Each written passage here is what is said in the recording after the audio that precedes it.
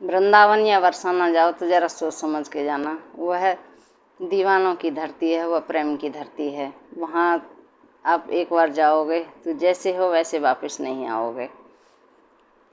प्रेम भी ऐसा है कि जितना तुम करते हो उससे कहीं तुमसे ज़्यादा राधा और कृष्ण करते हैं। राधे कृष्ण से जिसने भी प्रेम किया है उससे दोगुना ही उन्होंने पाया है। और एक बार आप ज़रूर सुने। मैं कुसुम यादव, राधे राधे सभी के लिए। और आज एक प्रसंग सुनाने जा रही हूँ, बहुत ही अच्छा, ज़रा ध्यान से सुने आँख बंद करके। कि रमा नाम की एक लड़की थी।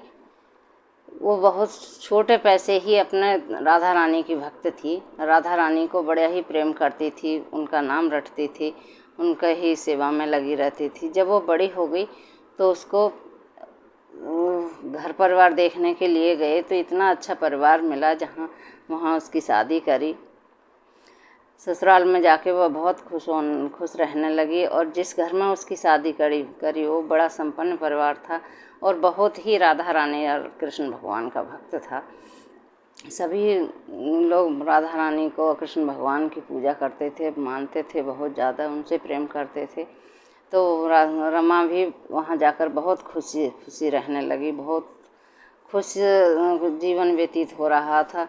लेकिन रमा के जीवन में एक कमी थी कि उसकी कोई संतान नहीं हुई थी। तो जब राधा अष्टमी आई तो वहाँ की सभी मोहल्ले की औरतें सभी जा रही थी राधा रानी के दर्शन के लिए बरसाना।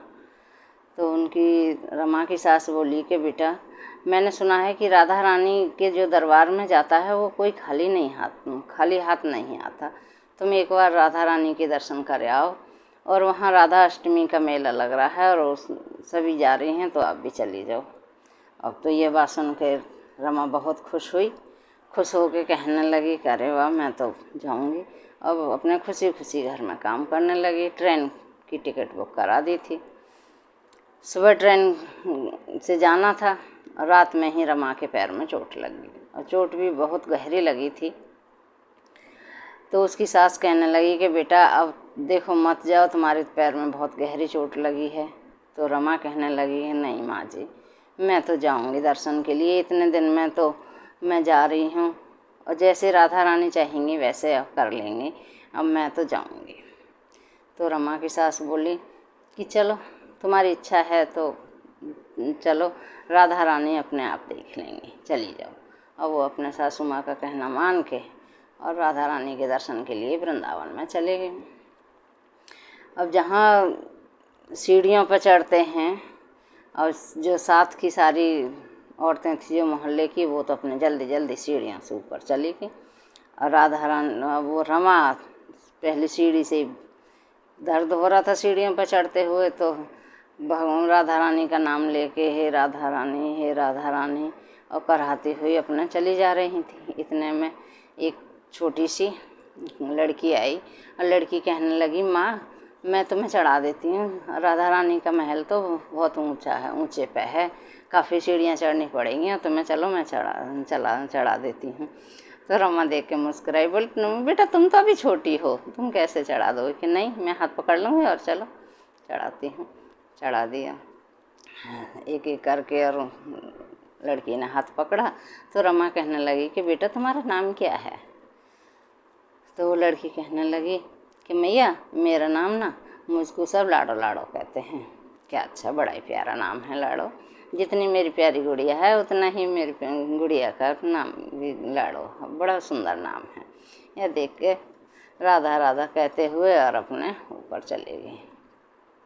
सीढ़ियों पर ऊपर मंदिर आया तो लड़की कहने लगी माँ आ गया, माँ जी आप दर्शन कर लो आप, अब मैं जा रही हूँ। बोले ठीक है बेटा, और कल मुझको क्या लाओगी? तो कहने लगी कि लाऊंगी, क्या पहनोगी तुम? के जो तुम लाओगे वही पहन लूँगी। तो 7 दिन तक जाना था। अगले दिन गई और वो गुड़िया लड़की मिली वहीं पहली सीढ़ी पे ही बैठी। तो चढ़ा दिया ऐसे हाथ पकड़ के। बोले माँ जी आ गए आप? बोले हाँ। हाथ पकड़ के और रमा को एक एक सीढ़ी करते हुए ऊपर चढ़ा दिया। ऊपर चढ़ गए तो कहने लगे ये लड़की कि माँ मेरे लिए क्या लाई हो। तो उन्होंने अपने थैले में से पाजेब और चूड़ी निकाल के दे दी। तो कहने लगे अरे माँ आधा अधूरा श्रृंगार लाई हो, मुझे तो ना पूरा श्रृंगार अच्छा लगता है, लहंगा चोली चुंदरी और सारा सामान। तो बोली अच्छा चल ठीक है, मैं तेरे लिए ले आऊँगी। अभी तो 8 दिन के लिए, अभी तो 5-6 दिन और हैं और मैं तेरे लिए ला दूँगी। अब वो राधा रानी रमा जाए अपने घर गई, घर वहाँ वृंदावन में।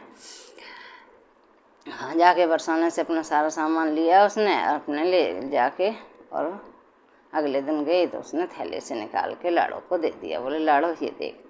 बोले ठीक है। जब ऐसे ही करते करते 6 दिन व्यतीत हो गए, छठे दिन देखा तो एक उनके साथ में छोटा सा बच्चा, बड़ा सुंदर बच्चा, मोटी मोटी आँख और सांवला सा, और उस दर्शन देखते ही एकदम अच्छा लग रहा था, बड़ा ही प्यारा मनमोहन सूरत उसकी।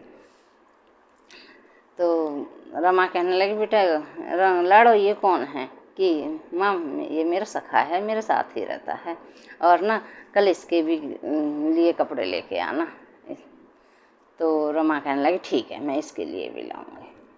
जब 7वां दिन आया तो रमा उस लड़के के लिए कुर्ता धोती और मुकुट बंसी पाजेब सब उस छोटे से बालक के लिए भी लेके गई। तो रमा कहने लगी कि तुम्हारा नाम क्या है? तो कहने लगे, वो लड़की कहने लगी मुझे तो लाड़ो कहते हैं, इसे कान्हा कहते हैं। बोले अच्छा, बड़ा ही प्यारा नाम है कान्हा। चलो ठीक है। उनको पूरा लहंगा चुन्नी, राधा जी को पूरा श्रृंगार का सामान राधा जी को दे दिया, और जो लाड़ो को दे दिया, और जो छोटा सा बालक था उसके लिए कुर्ता धोती बंसी मुकुट हाथ पैरों के पहनने वाले वो सब दे दिए।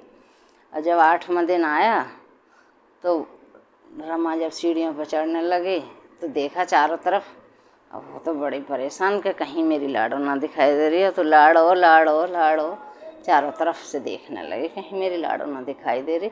7 दिन तक तो मुझे चढ़ाया, और आज बताओ लास्ट में दिन मुझे लाड़ो ना दिखाई दे रही। अब तो वो राधा नाम कम लेना और लाड़ो लाड़ो करते हैं। वो किसी तरह से सीढ़ियों पर चढ़ के और चले गए, राधा राधा राधा राधा लाड़ो लाड़ो करते करते लास्ट में पहुंच गए। और कहने लगी, वो मन ही मन सोचने लगी कि मेरे लाड़ो जन कहाँ गए। ना तो वो कान्हा है बच्चा है, ना वो है, ना को दोनों में से कोई सा भी दिखाई नहीं दे रहा। आज कहाँ गए बताओ? मैं तो अब पता नहीं कब आऊँगी वृंदावन, और कब मुझे दर्शन होंगे बरसाना में आके, और अभी आज मुझे दिखाई नहीं दे रहा। आज तो मैं दर्शन करके बरसाना से चली जाऊंगी। जब वो वहाँ ऊपर महल तक पहुँच जाती हैं, जब मंदिर के पर्दे खोलते हैं तो रमा एकदम देख के बिल्कुल स्तंभ रह जाती हैं। पर्दे खुलते ही देखा, देख के स्तंभ से रह गई एकदम, कुछ नहीं उन्होंने देखती, उनके कुछ न बोल सकी न कुछ। काफ़ी देर बाद जब उन्होंने देखा कि जो मैंने वस्त्र दिए थे, जो मैंने सामान दिया था, वही राधा रानी और कृष्ण भगवान पहने हुए हैं और मुस्करा रहे हैं। काफ़ी देर बाद फिर वो पुजारी से कहने लगे, पुजारी आज का श्रृंगार राधा रानी का कृष्ण भगवान का किसने किया था? बोले माँ हमें नहीं पता, ये वस्त्र कहाँ से आए। जब हमने दरबार खोला सुबह तो हमें ये पूरा सामान अंदर ही रखा मिला था, तो हमने सोचा कि भगवान की इनकी यही इच्छा होगी कि यही वस्त्र पहनाए जाएं, तो हमने पूरा श्रृंगार इन्हीं से ही कर दिया। अब तो ये जान के बस बेसुध सी हो गई और पागल सी हो गई रमा सबसे कहने लगे कि मेरे पास राधा रानी रही, 8 दिन मुझे सीढ़ियों से चढ़ाया और मैं पहचान न सकी। वो लाड़ो कहाँ है, मुझे दर्शन दो, लाड़ो कहाँ है, अब मुझे एक बार मिलो। और वहीं बेसुध सी और बिल्कुल हो गई। सभी सखियां कहने लगी कि रमा चलो अब चलो कि मैं नहीं जाऊंगी, मैं उसको लाड़ो को ढूंढूंगी। मेरी लाड़ो कहाँ है? मेरी लाड़ो मुझे 7 दिन तक सीढ़ियाँ चढ़ाया और मैं पहचान न सकी। अब मैं बिना लाड़ो के नहीं जाऊंगी। लाड़ो लाड़ो लाड़ो लाड़ो करती करती वो वहीं रह गए। उसके ससुराल में पता चला, ससुराल वाले सभी, अपने पीहर वाले सभी उसको लेने के लिए गए, पर रमा नहीं लौटे। रमा वहीं की रह गई।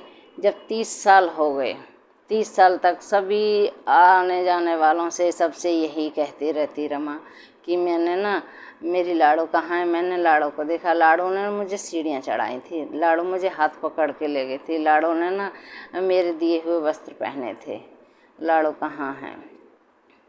जब 30 साल हो गए ऊपर सीढ़ियाँ चढ़ के और मंदिर के दर्शन करे, तो एकदम से गिर पड़ी राधा रानी। जब वो लाड़ो आई थी छोटे से बालक के रूप में उसी में ही, तो कहने लगी, माँ चलो अब तुम मेरे साथ। और राधा और कृष्ण दोनों आए और दोनों ही उन्हें लेके चले गए।